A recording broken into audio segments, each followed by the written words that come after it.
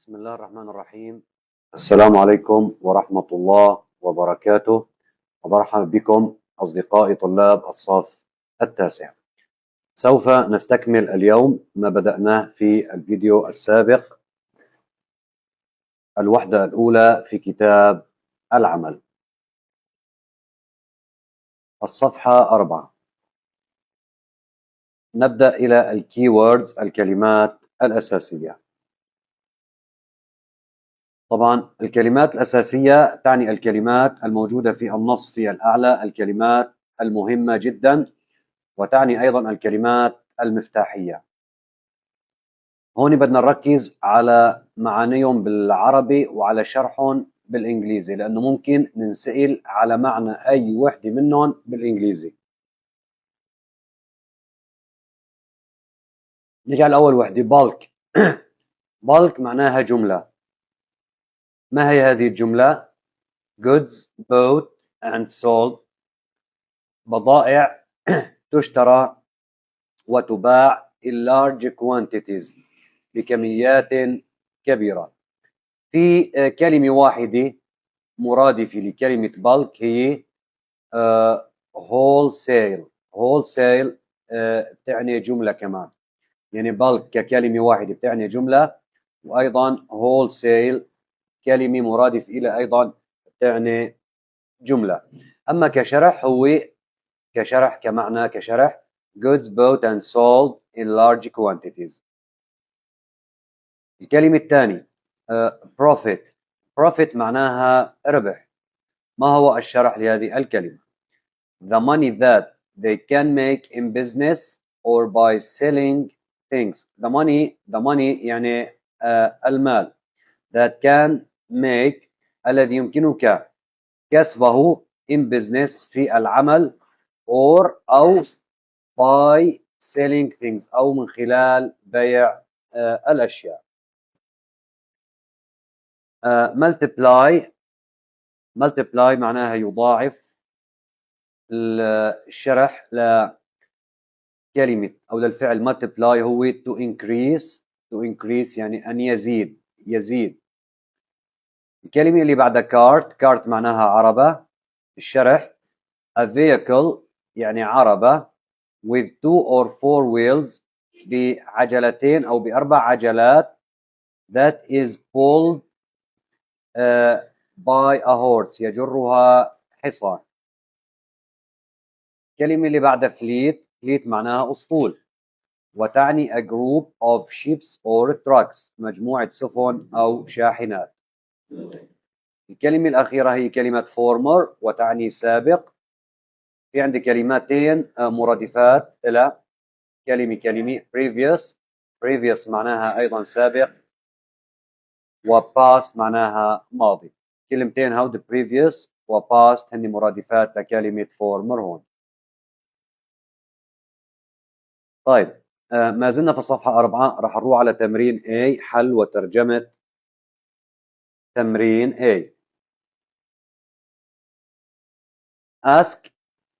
answer the following questions، أجب على الأسئلة التالية. إذا تمرين A هو عبارة عن أسئلة بدنا نجاوب عليها. السؤال الأول، why didn't the man succeed؟ لماذا لم ينجح الرجل to have the job، أن يحظى أو أن يحصل على الوظيفة of a cleaner، على وظيفة عامل التنظيفات. why didn't the man succeed to have the job of a cleaner؟ لماذا لم ينجح الرجل في الحصول على وظيفة عامل التنظيفات؟ الجواب because he didn't have an email address، لأنه لم يكن لديه بريدا إلكترونيا or a computer أو حاسوب. سؤال رقم 2، what job did he take؟ ما هي الوظيفة التي عمل بها after being rejected، بعد أن رفض by Microsoft، من قبل مايكروسوفت. يعني ما هو العمل الذي عمله، ما هي الوظيفة التي عملها بعد أن تم رفضه من قبل مايكروسوفت؟ الإجابة buying and selling tomatoes، بيع وشراء الطماطم. السؤال الثالث، how many years did it take for him؟ كم سنة استغرق الأمر how many years did it take for him كم سنة استغرق الأمر to become a millionaire ليصبح مليونيرا. الإجابة 2 years عامين. الآن سنذهب ونحل تمرين التوصيل وأيضا نترجمه أيضا في الصفحة 4. طبعا الحل 1 لعند D 2 لعند C 3 لعند B 4 لعند A. الآن راح نقرأهم ونترجمهم. 1 he managed a staff of هو أدار طاقما من he managed a staff of هو أدار يعني إنه كان المدير على هو أدار طاقما من طبعا هاي بنوصلها لعند A 100 former unemployed people 100 من الناس العاطلين عن العمل سابقا أو كانوا سابقا عاطلين عن العمل all selling tomatoes جميعهم يبيعون الطماطم. رقم 2 جملة رقم 2 repeating the process repeating مكررا the process العملية several times عدة مرات that day ذلك اليوم. طبعا هاي راح أوصلها لعند C he ended up انتهى الأمر به with almost 100 pounds بامتلاك ما يقارب 100 جنيه استرليني. الجملة رقم 3 not having an email عدم امتلاك بريد إلكتروني means that يعني طبعا هاي 3 راح أوصل لعند B التكملي virtually you don't exist أنك عمليا غير موجود. إذن not having an email means that virtually you don't exist عدم امتلاكك لبريد إلكتروني يعني أنك عمليا غير موجود. الآن الجملة الرابعة planning for the future of his family مخططا لمستقبل عائلته هاي راح أوصلها مع A he decided to buy life insurance قرر شراء تأمين على الحياة. هكذا بنكون خلصنا من تمرين توصيل. راح نروح ونحل تمرين الكلمات الفوكابيولاري وراح نترجم. choose the correct word between brackets اختر الكلمة الصحيحة بين الأقواس. هذا التمرين مهم هذا بيجي بالامتحان من خلال خيارات يعني الجملة نفسها بجيب لك إياه وبحط لك 4 خيارات. طيب راح نقرأ ونترجم وراح نختار الخيار الصحيح. She had a problem in the bank واجهت مشكلة في البنك. So لذلك she asked to meet طلبت أن تلتقي الخيارات الفعل manage يدير والاسم manager المدير. طبعا هون في عندي she asked to meet طلبت أن تلتقي به طلبت أن تقابل. في عندي فعل تقابل من يعني هل فعل يقابل فعل؟ لا تقابل اسم تقابل أحد تقابل شخص. تمام. فما بصير بعد الفعل استخدم فعل آخر راح استخدم اسم. فالجواب الصح هو manager. إذن so she asked to meet the manager لذلك هي طلبت أن تلتقي المدير. الإجابة الصحيحة هي manager. جملة رقم 2 he has no money ليس لديه مال.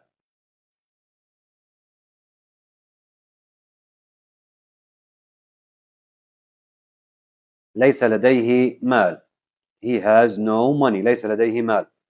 he has been لقد كان unemployed كان هذا بس قلنا لقد كان بدنا نذكر إما صفة أو بده يجي اسم يعني ما بصير يجي بدي يجي إذا بدي يجي اسم بدي يكون مناسب وإلا راح نختار صفة وإلا راح تيجي صفة. فانتبه معي على الجملة he has no money ليس لديه مال.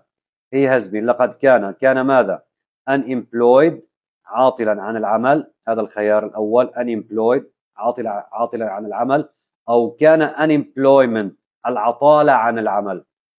فهل منقول unemployed كان عاطلا عن العمل، أو منقول unemployment كان العطالة عن العمل؟ لا أكيد راح نختار الصفة unemployed. هون unemployed صفة تعني عاطل عن العمل، فهي الجواب الصحيح. إذن he has been unemployed لقد كان عاطلا عن العمل for months منذ أشهر أو لأشهر أو لمدة عدد من الشهور. طيب الجملة الثالثة life doesn't الحياة لا توجد. طيب خلينا نشوف الخيارات. life doesn't الحياة لا قبل توجد أو ما توجد. life doesn't الحياة لا.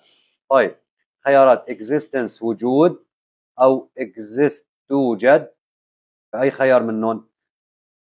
لا وجود إلا لا توجد، لا وجود existence إلا لا توجد exist، أكيد doesn't exist.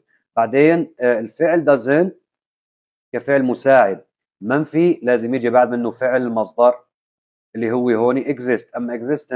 أما existence اسم معناها وجود، هاي اسم ما بتجي بعد doesn't. تعلموا انه بعد doesn't وبعد don't ما بيجي اسم، خطأ.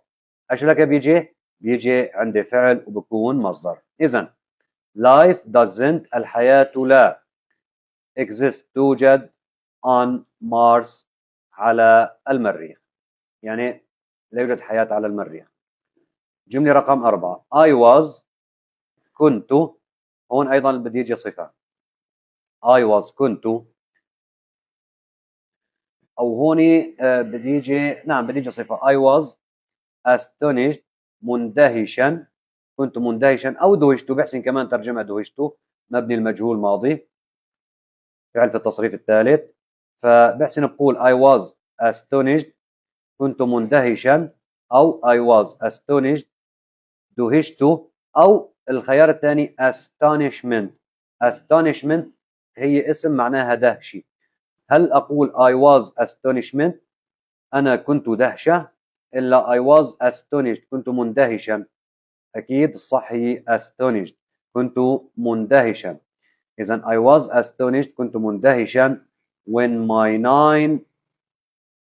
9-month brother could walk عندما استطاع أخي البالغ من العمر 9 سنوات أن يمشي، أو 9 أشهر عفوا 9 months 9 أشهر أن يمشي. إذن نرجع نقرأها كاملة للجملة I was astonished كنت مندهشا أو دهشت when my 9-month brother عندما أخي البالغ من العمر 9 أشهر could walk استطاع أن يمشي.